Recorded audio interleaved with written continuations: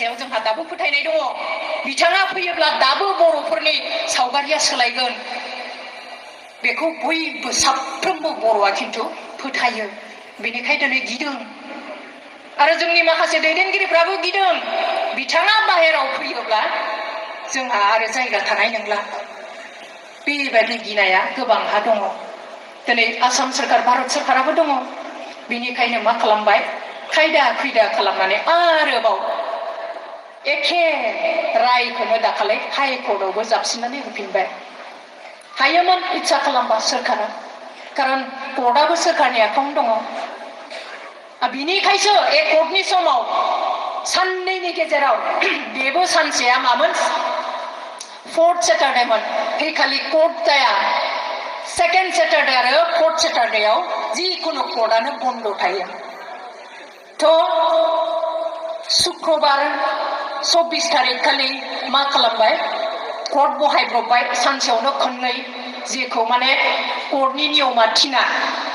बहायनानै बेल होबाय अखानायै बेल बन लानांगौ माने जामिन लानांगौ जोंना जामिनदारफ्रा थांजोब्बाय गुवाहाटियाव किन्तु कर्टआ बन्द फोर्थ सेटारडे मा खालामबाय सोरखारनि मानसियानो लोगोआव थाफानानै जाजनि न'आव थांनानै बेल लाहोबाय आरो सानै जाजखौ न'निफ्राय दैखांना लाबोनानै कर्टनि दरजा खेवब्रबनानै मा खालामबाय जामिन लाहोनानै लोगो लोगोनो दिल्लीयाव लानानै थांबाय तो गावसोरनो नांगौखाय बेफोरखौ खालामनो हाबाय नाथाय जेब्ला गावसोरनि खामानिया जागबाय थगायनानै आरोबाव सोनानै दोनहरबाय तो बे एखे सिस्टेमजोंनो दाखालि 27 तारिखआव मा खालामनो हायोमोन बिथांमोना रन्जन दैमारिजों लोगोसे बिथांमोननि जायफोरनि केसआ दाखालि जाजमेन्ट होबाय बिथांमोनखौ दिहुननो हायोमोन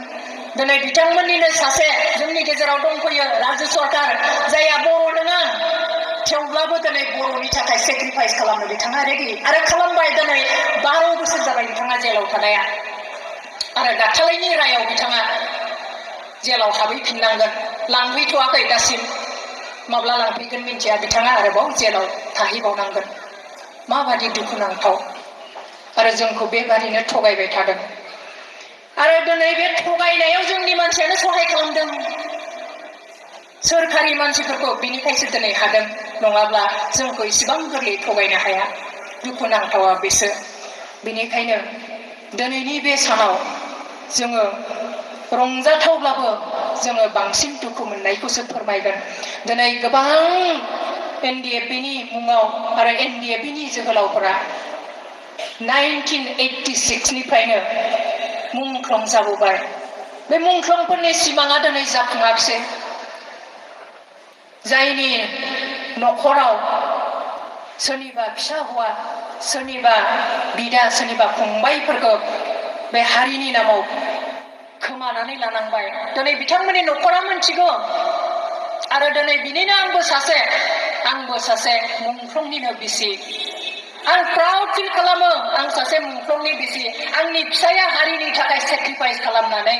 गावखौनो बावनो हाबाय आं प्राउड फिल खालामो नाथाय बिनि लोगो लोगोनो आरो आं दुखुबो मोनो खारन बिथांमोननि सेक्रिफाइस खालामनायनि फिथाइखौ जों दिनै नुनो मोनाखिसै बिथांमोननि सेक्रिफाइसनि भेलुआ थानायमोनब्ला बेसेनखौ जों मोननायमोनब्ला बिथांमोननि सिमाङा जाफुंनायमोनब्ला हयथ' जोङो दुखु मोननाय नङामोन जों गोग्गागौमोन प्राउड फिल खालामगौमोन नंगौ आंनि फिसाया सोरनिबा फिसालाया सोरनिबा फंबाया बिदाया